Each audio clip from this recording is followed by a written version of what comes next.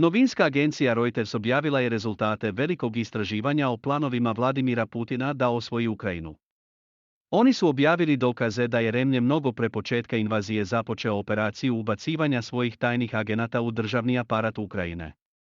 5 ljudi upoznatih sa pripremama Kremlja za rat izjavilo je Reutersu da su Vladimir Putin i njegovi najbliži saradnici verovali da će Rusiji biti potrebna samo mala vojna snaga i nekoliko dana da sruši vladu ukrajinskog predsjednika Volodimira Zelenskog i preuzme kontrolu nad Ukrajinom. Aleksija Danilov, generalni sekretar Ukrajinskog saveta za nacionalnu bezbednost i odbranu, rekao je da je Rusija do početka invazije imala agente u ukrajinskoj vojsci, bezbednosnim službama i policiji.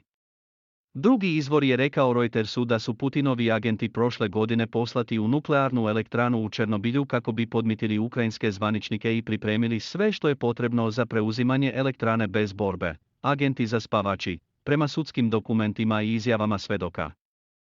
Ukrajinski šef černobilske bezbednosti Valentin Vitri je u pritvoru i pod istragom je zbog napuštanja dužnosti.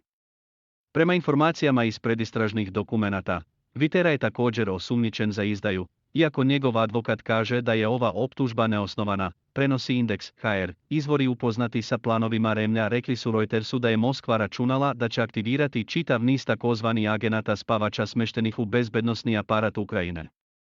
Oni su također potvrdili ranije izveštaje da je Putin planirao da imenuje proruskog hotelijera Olega Carjova da vodi prorusku vladu u Kijevu nakon svrgavanja Zelenskog.